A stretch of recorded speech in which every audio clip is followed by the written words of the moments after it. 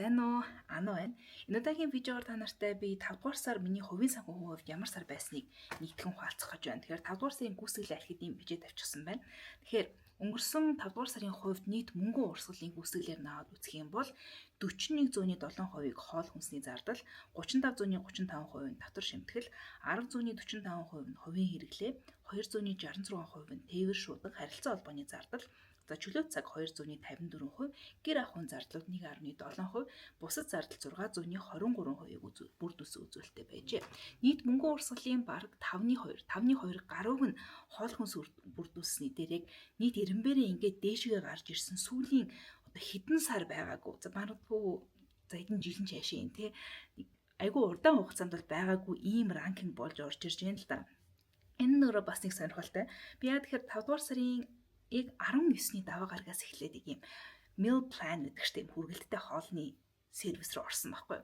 Тэгвэл яг 28 хоногийн багцаар нь бол авцсан. Өөрөөр хэлбэл дараа сарын 6 сарын 18-ыг хүртэлх 6 сарын 15-ыг дуустал хүнсээ бол одоо хоол хүнснийхээ мөнгийг нэгд ор бол төлчихсөн гэсэн. Тэгвэл 5 дугаар сарын эхний 18 хоногийн хүнс ч гэсэндээ бол өдөр тутмын гараа явчихсан учраас нийт яг энэ 5 дугаар сарын зардалд сууж байгаа одоо хоол хүнсний зардал бол өсөд ороод ирсэн гэх юм уу. Гэхдээ энэ нь өөрөө жоохон тийм натуралны биш бол зардал байгаа юм. Гэхдээ ямар ч тач анхуутайгаа хоол хүнснийг анхудаа ч юу юм бэ?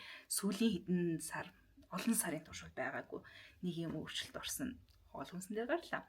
Тэгэхээр татвар шимтгэл хувийн хэрэглээ ерөнхийдөө бас айгүй хувь хэмжээгээрээ бол өндөр байж болох нь ирсэн дүнгээрээ бол сүүлийн жилийн турш нэлээд их юм бага түвшинээр бол барьж байгаа. Би юм зоригтой юм хадгаламж хийж байгаа болохоор хэмжээний нөгөө нэг нийт мөнгөн урсгал маань ч өндөө нэлээд татраад эхэлчихсэн. Хөрөнгө оруулалт болоод бусад ийм альтернатив одоо asset руу бас тийм мөнгө оруулж чадахгүй болчихсон байгаа даа болохоор хийхдээ дандаа мөнгөн урсгалыг бол ийм зардал төвтэй зүйлсэл бүрдүүлж байгаа бусад мөнгө хадгаламж яваад байгаа болохоор гэх юм уу.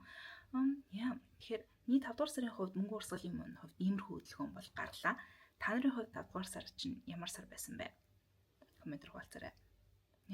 Боноо дандаа ингэж барьж яах вэ? Тийм хөдлөд авах юм бол камерын дагаад гоё ч юм уу.